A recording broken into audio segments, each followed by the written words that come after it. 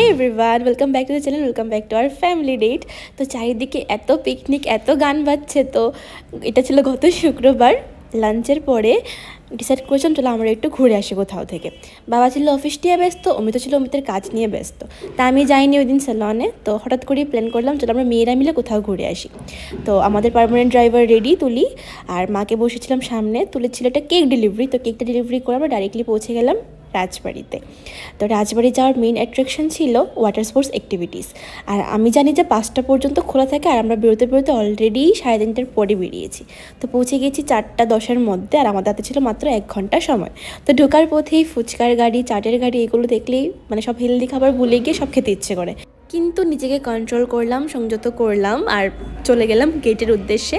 আর তারা ছিল আজকের আমাদের ভ্রমণের সঙ্গী। তো আজকে ঢোকার পথে একটা নতুন জিনিস জানতে পারলাম যে এখন রাজবাড়িতে উইদাউট আইডেন্টিটি প্রুফ ঢুকতে দেয় না, হয়তো বা আই কার্ড নয়তো আধার কার্ড, কিছু না কিছু তোমাকে প্রুফ দিতে হবে। আর 50 টাকা করেছিল পার হেড এন্ট্রি ফিস। তো আমরা সামনের দিকে যাচ্ছি না, ডাইরেক্টলি চলে যাচ্ছি যেখানে ওয়াটার স্পোর্টস হচ্ছে ওই দিকে। ওরা দুজন তো আমার থেকেও বেশি এক্সাইটেড। তো আজকে এখানে আসার মেইন আকর্ষণীয় ছিল এটা।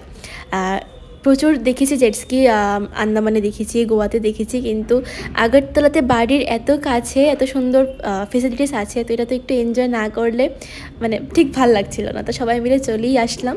আর এখানে এসে দেখেছি 3টে স্পোর্টস অ্যাভেলেবেল আছে, একটা জেটস্কি, একটা কায়াকি আর একটা সেলফ বোর্ড, যেটা মানে সেলফ চালিয়ে চালিয়ে যেতে হয়, ডিঙ্গি নৌকার মতো ওই রকম কিছু ছিল।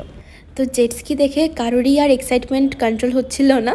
তো টিকিট কাটার জন্য ট্রাই করছিলাম, আর এখানে টিকিটের কোনো ফেসিলিটিস নেই, মানে যিনি চালান ওনাকেই বললেই হয়, উনি রাউন্ড করিয়ে এনে তারপর টাকাটা নিয়ে নেন। তো এখানে একটা রাইড ছিল 100, কেউ যদি 2টো রাইড নিতে চায় তাহলে 200, 3টের জন্য 300।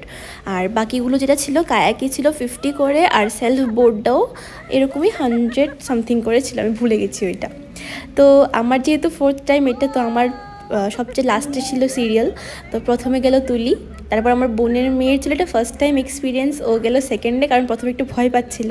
তো তুলিকে দেখে একটু কনফিডেন্স পেলো, তারপর সেকেন্ডে গেল। আর আমার ছিল থার্ডে গেলাম। মাকে আর বোনকে খুব রিকোয়েস্ট করেছি তোমরাও যাও, কিন্তু মানে ভাল লাগছিলো না ওদের। তো ওরা যেতে চায়নি, কারণ ঠান্ডাও ছিল প্রচণ্ড, বলছিল যে জলের ছিটে পড়বে, ঠান্ডা লাগবে, তো ওরা আর যায়নি। তো যাই হোক, খুব মজা করলাম, ওখান থেকে মজা করে বেরিয়ে গেলাম, সামনের দিকে চলে আসলাম। আর যেখানে এরা লাইট দেখছে ওখানে ফটোশ্যুট করছে, আর এখানে মা আর বোন বসে আছে আর ওরা করছে ফটোশ্যুট। মাসি ফটো তুলছে আর বোনের মেয়ে ফটো তুলে দিচ্ছে। তো যাবো একটু সামনের দিকে, কারণ এখানে প্রচণ্ড মশা, বসা যাচ্ছিল না। সামনের দিকে যাব। আমি প্রায় 3 থেকে 4 বছর পরে এসেছিলাম। আর এখানে হয়তো কিছু একটা প্রোগ্রাম হয়েছে, কারণ স্টেজের জিনিস, চেয়ার সব কিছু ছিল। তো আমরা হাঁটতে হাঁটতে পৌঁছে গেছি সামনের দিকে, আর খুব সুন্দর লাগছিল লোকেশনটা। আর খুব সুন্দর একটা গার্ডেন চোখে পড়লো, যেখানে সমস্ত কটা ফুলই ছিল চন্দ্রমল্লিকা, আর চন্দ্রমল্লিকার বিভিন্ন কালার্স ছিল, খুব ভালো লাগছিল দেখে।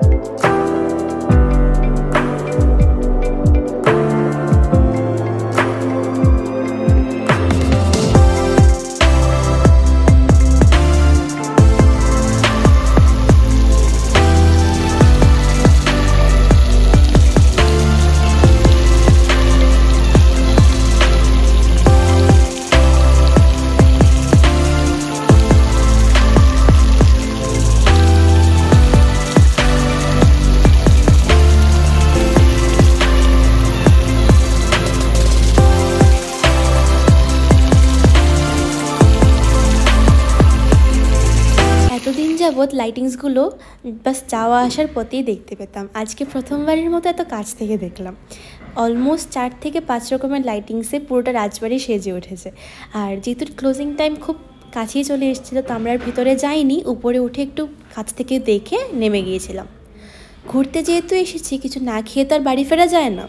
তো আমার বোনের খুব ইচ্ছে ছিল ফুচকা খাবে, তো আমি আর মা প্রথমে না বললেও নিজেকে কন্ট্রোল করতে পারিনি। আর দাদা আলু ভর্তাটা খুব ভালো মেখেছিল ধনেপাতা দিয়ে, তো আটকাতে পারিনি, আর কয়েকটা ফুচকা খেলাম এখানে। তো এখানে তো সমাপ্ত হলে হয় না, তারপর ওখান থেকে বেরিয়ে চলে গেছি রবীন্দ্র ভবনের ওইখানে। দিল্লি চস্কাতে, যেখানে আগে শুধু পাওভাজি আর ছোলে কুলচে পাওয়া যেত, এখন বড়া পাও পাওয়া যায়। তো তুলির ডিমান্ড ছিল বড়া পাও খাবে, তো আমার মার আর বোনের জন্য, মানে বড় যে দিদি ওর জন্য দিয়েছিলাম পাওভাজি, আর তুলি আর আমার বোনের মেয়ে খাবে বড়া পাও। পাশেই ছিল কাকুর চায়ের দোকান, কাকুকে বললাম দুটো গরম গরম চা দাও মা আর বোনের জন্য। আর এখানে এত সুন্দর সুন্দর গান বাজছিল যে বসে একটা পিকনিক ভাইবস আসছিল। তো সাথে এত সুন্দর সুন্দর গান আর এত মজার মজার খাবার, মানে একটা আলাদাই এনভায়রনমেন্ট ক্রিয়েট হয়ে গিয়েছিল। দেখতেই পাচ্ছ মা কত খুশি চা হাতে পেয়ে সবাইকে চিয়ার্স বলছে।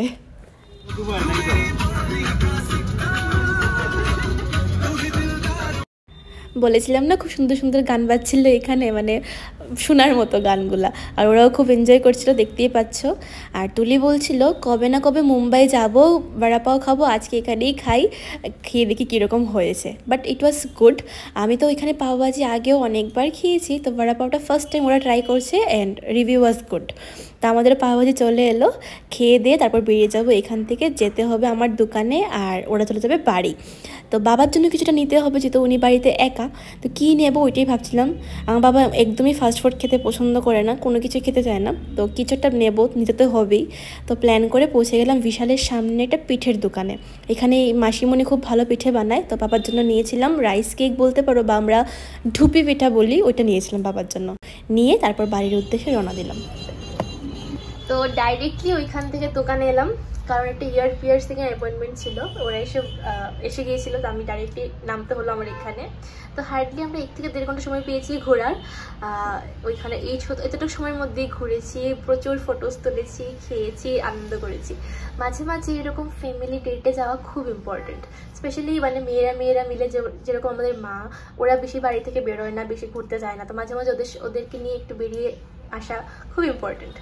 তো কীরকম লাগলো ভিডিওটা অবশ্যই জানাবে। আর বড় করবো না ভিডিওটা, এখানে একটু বসবো আমি, যেহেতু আমার স্টাফ আন্টি নেই, মানে ওনার কানের অপারেশন হয়েছে, তো আমাকে এইটাও প্লাস আমার যে সিটিতে দোকান আছে ওটা সামলাতে হচ্ছে, তো একটু হ্যাকটিক যাচ্ছে দিনগুলা। তো ব্লগটা আর বড় করছে, যদি কিছু ভালো লেগে থাকে ব্লগটা do like, share and subscribe to the channel. Till new video, ভালো থেকো, ভালো রেখো সবাইকে, দেখা হচ্ছে আবার নতুন কোনো ভিডিওতে, বাই।